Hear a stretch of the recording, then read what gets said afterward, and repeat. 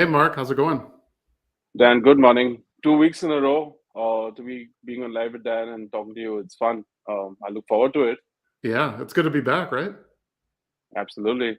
Yeah, season 3, episode 2. We got an exciting one today with Daniel Koomson, our own from Question Pro. So that'll be exciting. But first, I know we want to talk a little bit about X Day coming up on October 27th. So Mhm. this is a big event, and also it's not only, I mean, it's a user conference for Question Pro, but we want it to be informative for our guests as well. We have a great lineup from people from Traeger, Hormel, local research firms here in Austin.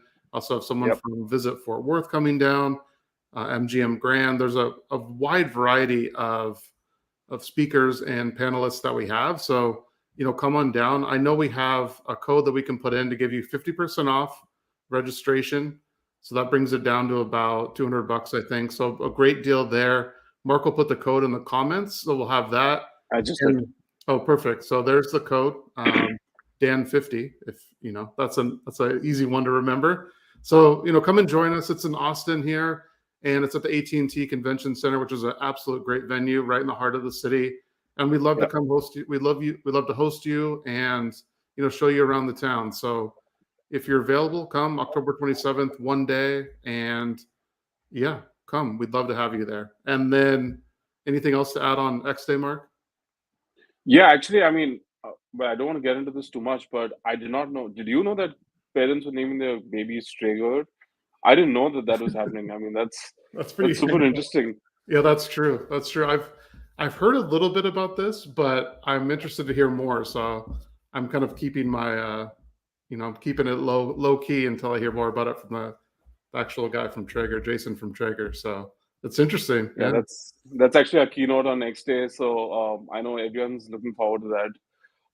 Even we internally don't know what he's going to be talking about, but that's going to be super interesting. Yeah. But no, that's the next day.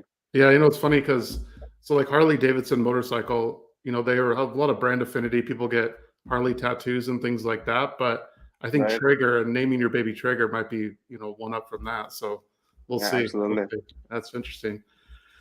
And then coming up, so I'll be at SMR Congress, which is coming up Hmm. on Sunday. I'll be there. Actually, so that'll be an exciting time. If you're headed to SMR, I'd love to meet up with you. Feel free to shoot me an email or DM me on LinkedIn. Love to meet up and say hi. Come introduce yourself to me, and I'll do the same. So we'll be there. Dan Jackson from Question Pro will be there. Patrick Jones will be there as well. And yeah, I'd love to meet up with you. So that's SMR. I think you can still buy tickets. I'm not sure if you're in the Toronto area or elsewhere and you want to try to get there. I think you still can, but it'll be a great event, global event as well. So make sure if you're going to be there, let me know. I'd love to meet up with you. Awesome. Anything else, Mark, before we bring on Daniel Koomson? No, I think we're good. Dan. Let's bring Daniel in. All right, let's I bring can him see in. him shifting in the seat in the background. Yeah, So he's ready. He's ready. Hey, Daniel, Yeah. welcome. Thank you for having me. Looking Yeah. forward to good this. afternoon, Daniel. Good Awesome. afternoon. Awesome. So Daniel was sharing just before we came on, he's actually a basketball fan. So, Yeah. that's awesome. So he doesn't have a favorite team, but he just likes the sport. So that's interesting. Yeah, because I don't want disappointment. Yeah. He doesn't want any disappointment. Yeah, no broken hearts. Yeah, no broken hearts. Well, I know you won't disappoint us on this live with Dan because Hopefully not. because this the UK, the shopping study that you did is super interesting. So I wanted to have you on to talk a little bit about that, maybe learn a little bit about the hows, the whys, the insights behind it. So I know, Daniel, you've prepared a few things, and I'll let you take it away. And it's your show it is live with Dan, and you're a Dan, so you can take it away. The Dan squared. Yeah. Okay, Dan I'm gonna. squared. I'm gonna share my screen briefly. So what I'm going to do, let's see how I'm gonna get it right. Okay. I'm sure it's sharing. Is it sharing? Yeah, Mark, you can bring it in. Yep. There Perfect. You Yep. So, yeah, good. So, yeah, thanks for inviting me, Dan. I've been looking forward to this, and I'm the research manager here at Question Pro in the UK. and we did this study back in August, and the main goal was to show how proficient the Question Pro platform is to do something like this. I mean, a study like this is something that some of our clients would pay a ton to, for an agency to do, and Right. we have built a really good platform like our research suite can do most of that work, and our client can really do a great study by self-service. So we kind of wanted to show an end-to-end run of a typical brand tracking study, and show the power of our software. Nice. So yeah, I'll just run through some of the steps. I know a variety of people may be watching, how did we go from the beginning to the end, and how they can do this themselves if they want to use, and then we can jump in and discuss some of the results as well that we have. Yeah. Sounds great. So Sounds great. generally, when people thinking of brand tracking studies, really, it means a lot of things, but really, three key things that I boil it down to why anybody would do a brand tracking study. I mean, a lot of companies invest a lot in building their brand, the brand image, designing logos and brand values and things like that. So really, a brand tracking study is essentially kind of a marketing exercise to kind of quantify the effect of all that brand building campaigns on sales and conversions. Really, that is the key thing that a brand tracker study will be useful, but also really to compare the brand with its competitors on some key metrics, on how people are aware of the brand, how visible the brand is, so people can recognize the brand. There's a big thing around salience, brand salience these days. How easily people will people think about the brand when they think of buying something. So if I'm driving around and I want to have coffee, what is the first kind of thing that comes to my mind? Probably Starbucks, or any of these coffee shops around. So salience is a big thing, and I actually came across a statistic which was quite interesting to me. About 82% of investors actually consider brand awareness as an important thing for them when they are considering where to put their money. Wow. So yeah, 82%. 82%.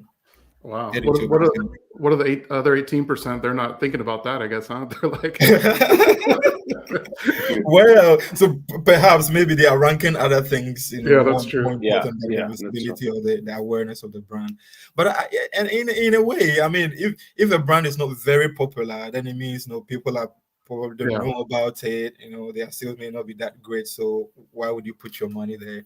So yeah, it sounds like it reminds me of Warren Buffett, and when he says about investing in companies with that have strong brands behind them. So to your point, I think he's obviously one of the 82%, but yeah, it makes a lot of for sense. sure. It makes a lot of sense. Yeah, definitely. So you would want to find out how people are aware of your brand against your competitors. That is one of the key things. In general, brand health.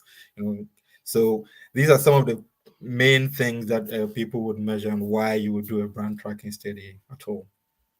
So we decided we had a bunch of things that we wanted to try this on using the Question Pro platform, and we decided to go with supermarket, right? Because that was interesting, because inflation rates are high, consumers are concerned, so we just wanted to find something that would be more interesting for respondents, or for consumers, or something that is a bit more topical at this time. Yeah, and everybody goes to the supermarket, right? So it's pretty general too. Yeah, really makes sense. Yeah. Cool. So I think I'll just go through quickly the steps that we went through, just so people are aware of what are the key things they might consider if they are using Question, or not, if no Question Pro at all, what steps might be useful in doing such a study. So what we did was, first of all, to just search the internet and find out when people do brand tracking study, what are the key things that they are trying to measure, what do they go after, and we came across just 5 key things. Brand awareness, that is how well people know the brand, whether they know the brand well, whether they just recognize it or they don't know about it at all. and brand preference. That is, if they had a list of 4 or 5 supermarkets to go to, which one will be their go-to one amongst the 5? That's their preference, ranking them from 1 to 5 or whatever the number is, and how frequently they shop in the in those supermarkets. So maybe they go to 1, 2, 3 supermarkets, but then they go to 1 or 2 more than the others, or they go to 2 for some specialized kind of things, and then 1 for general kind of thing. And the big one, customer satisfaction, really big one there. And actually, as for brand attributes, I figured as a really, really big things, because I think sometimes, so marketing campaigns can be in 2 forms. So one for just brand building, and one that doesn't call the consumers to any action at all. It's just trying to make the brand to be associated with certain things in the minds of people. So you would have maybe Unilever trying to be more feminine, and they would put out a campaign just to make sure, or even climate change or sustainability these days. So those kind of things don't really call consumers to any action or to buy any product at all or service. And then we have the ones that really push products and services. So for those ones where they're trying to attribute the brand with certain attributes, people would like to measure it. Are people really, the feedback from the consumer, do you think of our brand this way when you think of this kind of concept or that kind of concept? So it's quite an important one. Yep. So those are the 5 that we measured. And then, so we went to Google, of course, we went to YouGov here in the UK to find out the list of all the supermarkets that are there in the UK. Then we went to the third step, where we really had to script the survey and program it in Question Pro. And I've listened to some of you, I've read some of your write-ups on LinkedIn, Dan, talking about the importance of really making sure that when you script your survey, give it to people to see, test it before it goes out there. And it's a really important point that can be overlooked. So we did several iterations on our programming, and with each one there was an improvement. Especially, we wanted to make sure that the experience on mobile is great. It's amazing. And that is one of the best things. I mean, our great selling point as Question Pro. So our mobile experience is amazing. It's just fantastic. So we just wanted to make sure that it's the best it could be, and we achieved that, and I'm going to show it. Yeah, you bring up a good point, Daniel, around, sort of a litmus test, I think, of your survey is, would you take it? And if the answer is no, then it's probably time to make some changes, right? Yeah, really. It is a good test. Like, it's simple but important. So I like that you did that. Yeah, definitely. And I will show one of it when I get to the next one, when I jump in the platform itself. So what question types we're going to use, and Question Pro is the great question types, or the logics that we wanted to use: extraction, looping, randomization. Because I mean, we came up with about 37 supermarket brands that made it to the list, and of course we can't show all 37, so we had to use some form of randomization to make sure that it's optimized and we have good quality data. GenPop sample size 1,000. That was a bit arbitrary, really, but it was okay for what we needed it for, and it worked well. We got the data back in just about a day. Nice. And that was really quick. Question Pro Audience is another great feature that we have there, and it came back really, really quick. And then we went on to the analysis and the reporting. And Daniel, these are steps that anybody can use, right? If they want to do a brand tracker, these are previously what you spoke about around things to look for, and then the steps. This isn't just specific to this study. These are things that anybody that's looking for a brand tracking study could do, right? Yeah, definitely. And I had to step back, and I think this is great. When we were doing it, we didn't think of it as these steps. We kind of went with the flow and just did it, But then stepping back and thinking about it, there was a logic to how we did it, and it's nice to set it up this way. So it's logical, and it can be followed as a process. Nice. Yeah. Good. So I'm gonna jump in the survey itself. Can I do that? Yeah. I believe so. Yeah. So just quick. So you can still see my screen. I hope it's big enough. Yeah. It's great. Yep. Yeah. Perfect. So I'm just going to go through block by block, really straightforward, simply, and then hopefully it's better. So we started a bit of screeners. I'll just highlight that. which country people lived in.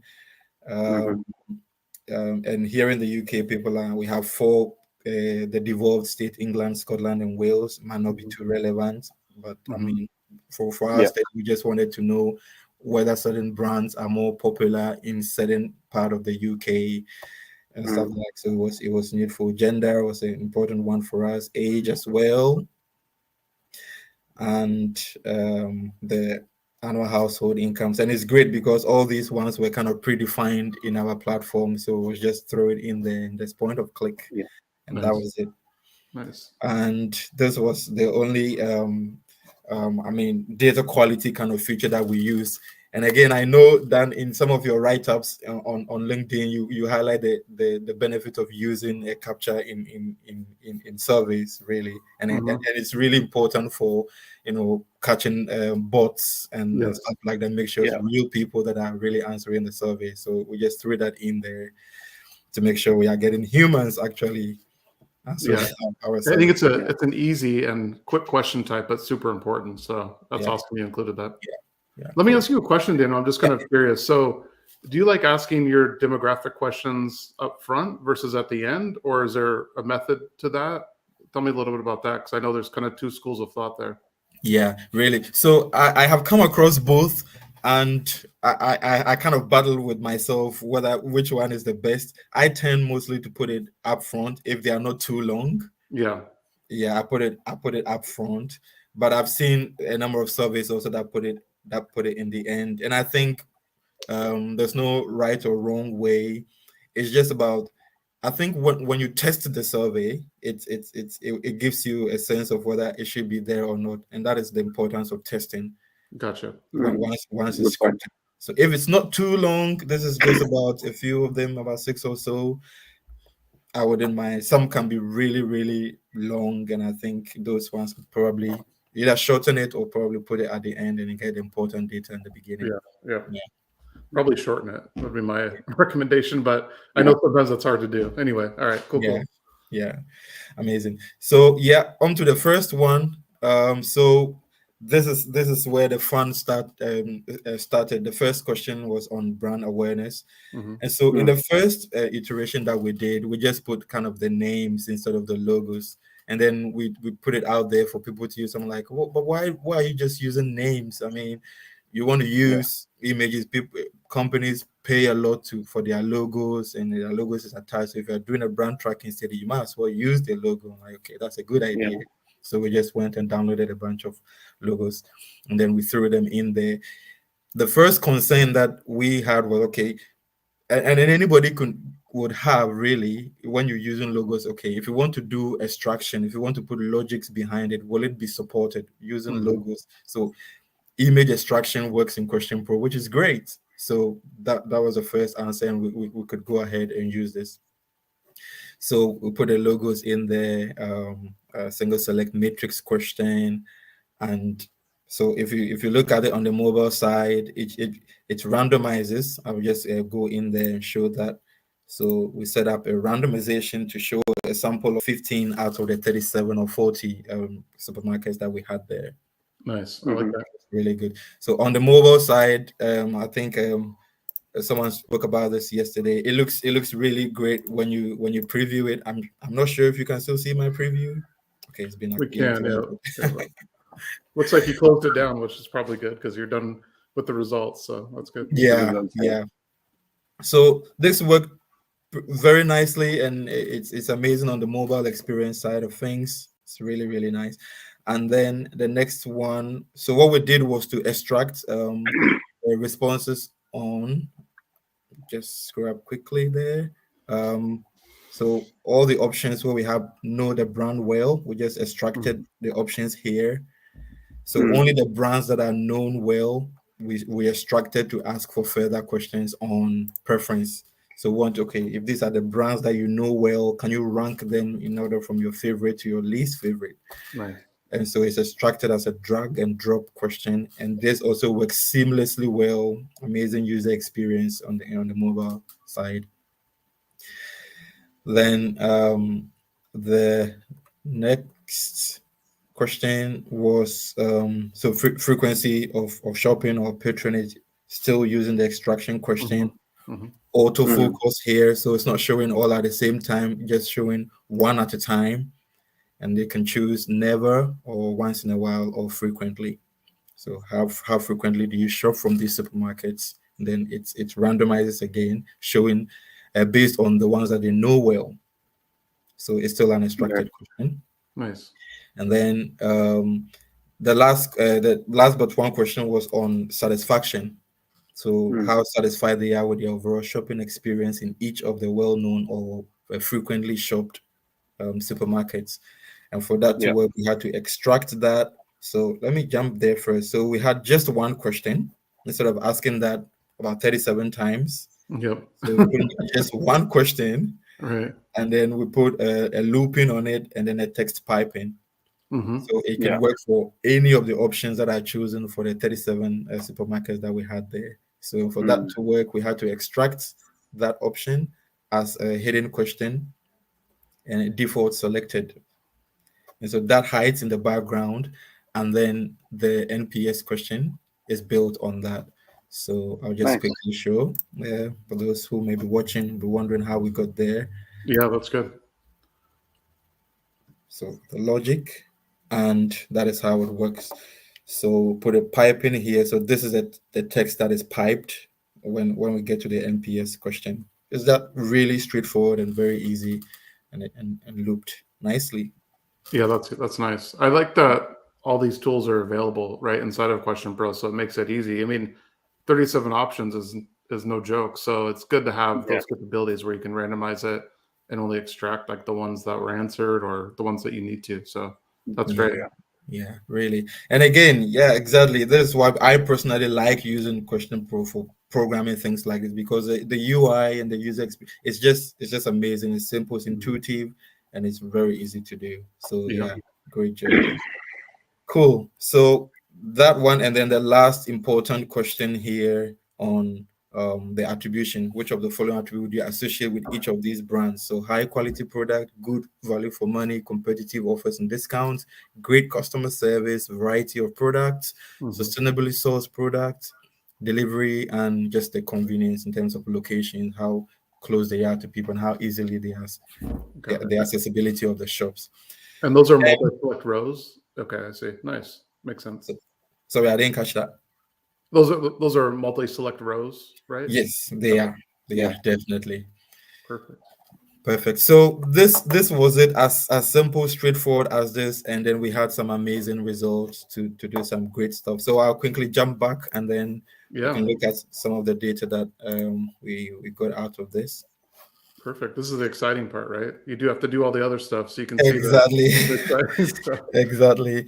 So maybe one thing that I've not have the opportunity to show now was to maybe look at how the data looks in the background, like the raw data when we export it. Maybe I wasn't able to show that, but it looks great, right? You have neat data, everything is well set out. You can just jump right in. So maybe just a little bit of background here. This result really was so this kind of brand popularity index is a bit bespoke, I would say. And what it does really is that from the very first question on brand awareness, it is adding up know the brand well plus recognize the brand, and then we subtract may have seen before and do not recognize. So it's the same brand while we add in the proportion of people that know the brand or recognize the brand, and then subtracting people who may have not seen it or do not recognize it before, so that we kind of arrive at one index for, or one figure, or one matrix for the popularity. Yeah, I think it makes sense. I mean, you're including all the things that you'd want to factor in, and it's a nice single number too, right? So exactly. Yeah. And it works a bit like salience, I guess. So how popular is it? We could have used just the know the brand well and do just a bar chart or a pie chart or something like that, but we thought, but that is not too insightful. We measured, like, there were 3 options on that question, right? So how can we put 4 options, how can we put all the 4 together and arrive at 1? And give us some really insightful numbers. I think the brand popularity index probably safe to do with supermarkets in the UK, but I'm not sure you'd want to do that with like the football clubs, right? Because there might be it might get a little. It's not objective. Yeah, exactly. It's not objective at all. No. Yeah, I mean, for football clubs, maybe I would think of something else, Yeah. really, like how good the coach is or something. There you go. Yeah. Nice. Yeah, how well the coach is performing. Okay, so yeah, we got some really cool data out of this, and what I just did was to export the data in Excel, and just put the formula in, add this to that, and subtract this from that. Boom, that was just it. Pull down, and then I had all the result, and put a conditional format in there, and then that was just it. Just super easy, straightforward. What surprised you about the results, Daniel? Anything like, were you surprised that, like, hey, this supermarket's here and this one's not, or in particular with the rankings? Yeah. So the amazing thing about this index that we came up with was that, so we had companies that were the popularity was quite high, maybe halfway, but then when you subtract the people that don't know about it as well, then it's like, okay, it's popular, but it's not very popular. At the same time. And that was interesting. So Costco, for example, I thought Costco was quite popular, but then it seemed not to be so too popular, and that was a surprise to me, really. I wouldn't have put this spa here. It seemed to be like it's quite a small kind of chain, almost like a corner shop. Yeah. So I was a bit surprised how it made it there, and it kind of really shows the power of this index that we use here. If we include both its popularity and subtract its unpopularity, if I could use that. Unpopularity, yeah. So yeah, there were a few surprises, really. Is Whole Foods, is that big in the UK, or is it not really? Whole Foods. So yeah, I think it. So, and again, this is one of the things that maybe we've not exhaustively analyzed all the data. There's so much that we could do. So I would have liked to see which people from the demographic questions, which people actually know Whole Foods market well. It could be Gen Z or people that are more concerned about, sustainability or in the environment or organic foods.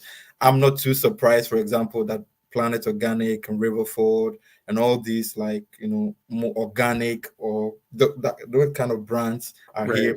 Not because, well, some of them seem to be a bit newish, but it could be that our respondents really are not people in the age group of people. So it will make a whole lot more sense when we take each of the brands and kind of look at the demographic distribution, and that is amazing thing we could do with this data. That would be interesting in terms of like different subsets of, and then you could run the brand popularity index on those subsets. That'd be interesting.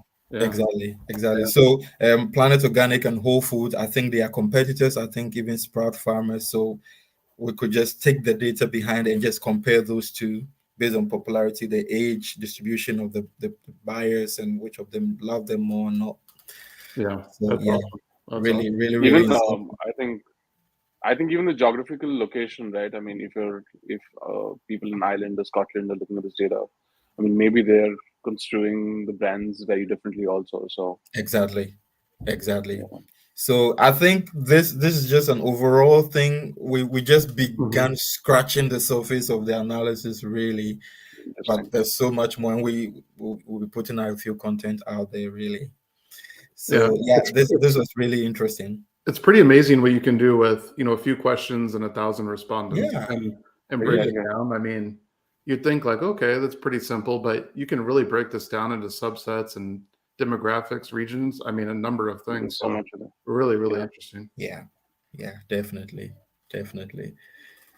So and this is what the index was built on. So I'm just throwing in samples of the analysis here, really. So from here we can see we divided them into the bottom, the middle, and then the top. So all these ones are almost the same. These ones fall into another group, and these red ones are in another. And that is what we did up here. So here I've just picked the bottom 15 to compare them. So and that was the first thing I spoke about in the earlier slide about comparison with competitors. So Sprouts, Oddbox is a bit newish. Organic and Whole Foods, you can just compare the two and know how popular they are. Just about 4%, 6%. Those at least. So we could see that the recognition is higher here than for Organic Planet, Planet Organic, sorry. And so this kind of chart is just to now look deeply into those three options and see how they compare. And this could be an easy kind of dashboard thing that a company can track with their campaigns, how well they are doing with their campaigns. Are they increasing the recognition of the brand and pushing into areas where they would like to reach? So really, really interesting things that can be done with this insight. Yeah, that's interesting. I wonder if some of this has to do with just the number of locations too, right? And then you happen to see it, or if you live near like a Sprouts, maybe you're more happen to like, oh yeah, I've heard of that. But if it's not anywhere near you, right? There's no way that maybe they're not no way, but it's unlikely that you would have heard of it. So I wonder if like number of locations has to be a factor too, I'd imagine. But it's interesting. Definitely. Yeah. So one of the things that we would do later on is just segmentation using the variables we did in the beginning. So England, Scotland, Wales, Ireland, Northern Ireland, and just see. And some of the brands are not in certain part of the country, to be fair. So that is a good point as well. Yeah. But for companies like Oddbox that are based on like subscription and distribution, I think they have more of a national reach, and that is an important. So Oddbox, I know a number of companies here in the UK that have that model of saving fruits and vegetables that are too old, too ugly to go to the supermarket, and then they build a model around it to package it and send it to consumers. So they have a national reach, and for them comparing among themselves will be kind of a really good thing because they have a national coverage. Got it. That makes sense. Makes sense. Cool. So that was one of it, and then this was a third thing that we did. And again, these are overall. So all these like really drilling down to individual ones. We yet to touch all those ones. So really, there's so much that can be done. But for this one, we thought it would be interesting to see, okay, so can we compare popularity with preference? So do we see which companies are really, really popular, but then they are doing well in terms of maybe getting out there, making themselves recognized, but then based on user experience, people don't really prefer them. And we had some kind of interesting. So it turns out that Lidl is the most popular, but then Aldi and Tesco are people's most preferred place to go. So Lidl, for example, and Tesco rank high in terms of preference than Lidl, although Lidl is very popular. And again, this is a general kind of thing that can be discussed. But then the key, the value here is comparison with competitors. That is where the real thing is. And again, all these 13 are within the same ranking, so they can be compared among themselves quite well. So the least ranking is the highest here, right? So the 2 is high on this chart. Okay. Exactly. Yeah.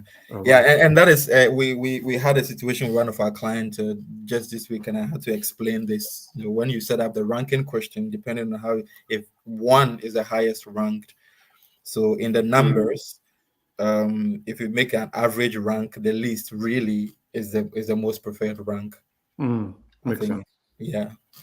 Gotcha.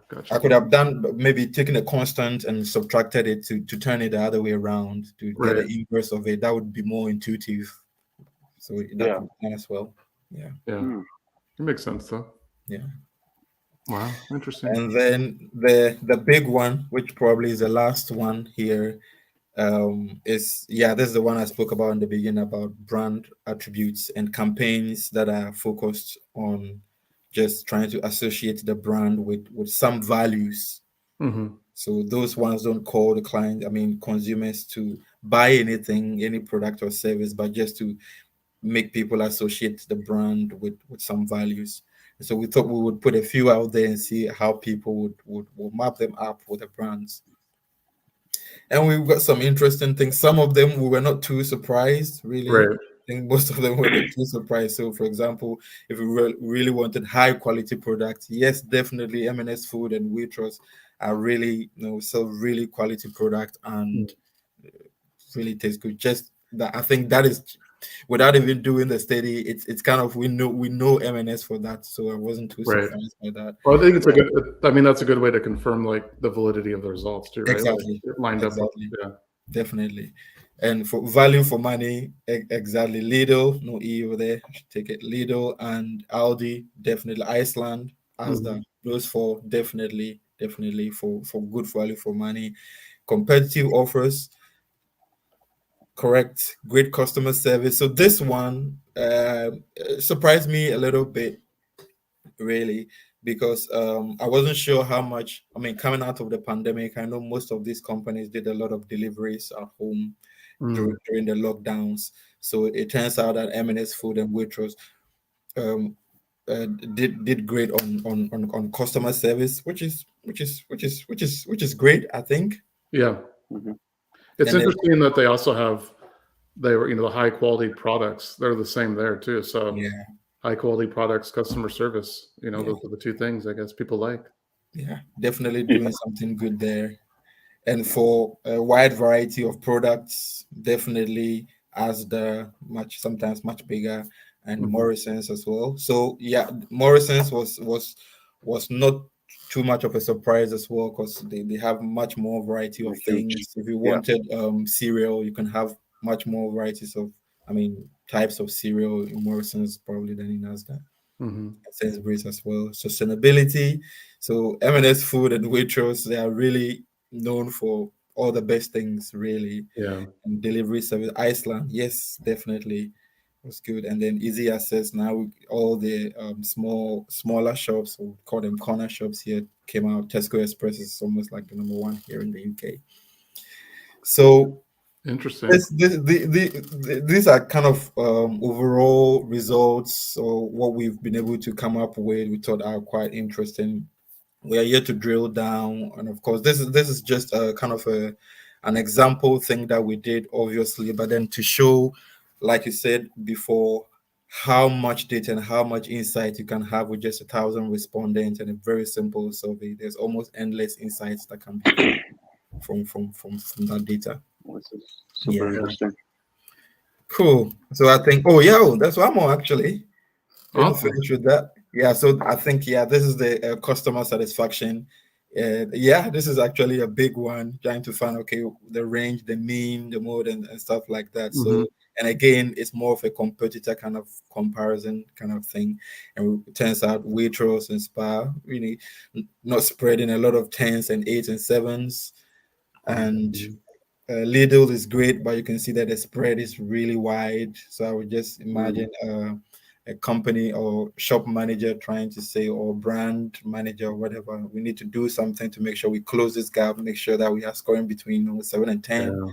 So this would be an easy thing to try and track, So from you monthly have or yearly kind of.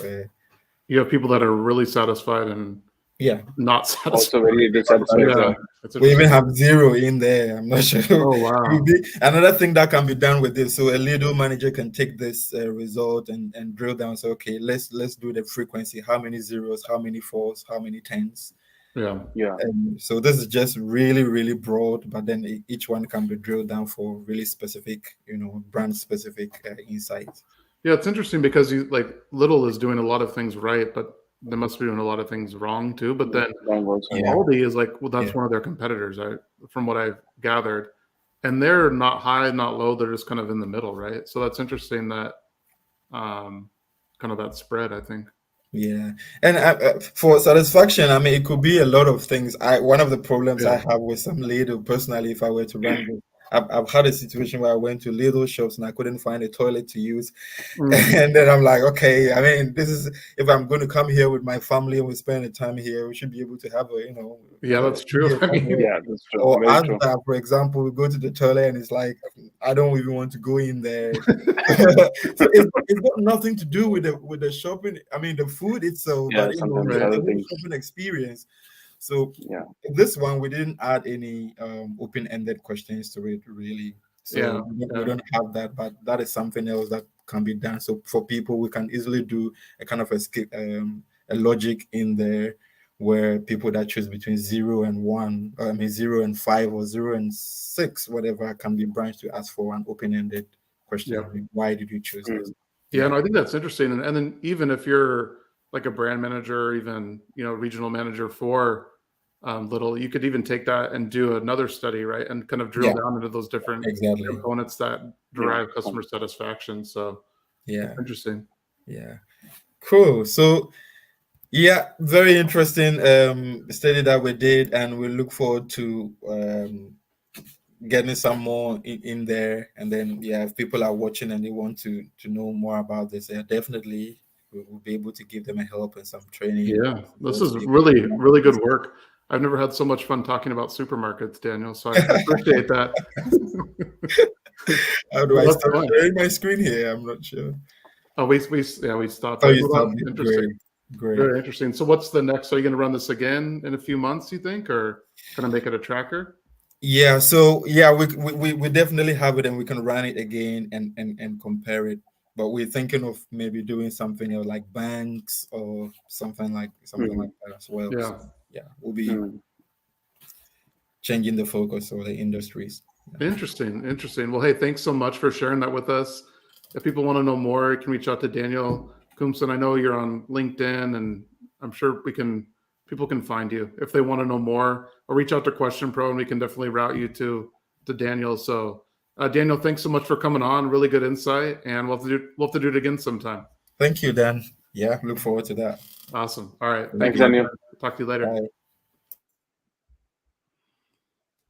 That was awesome. Right? Yeah, what did you think? A lot of new stuff that I learned.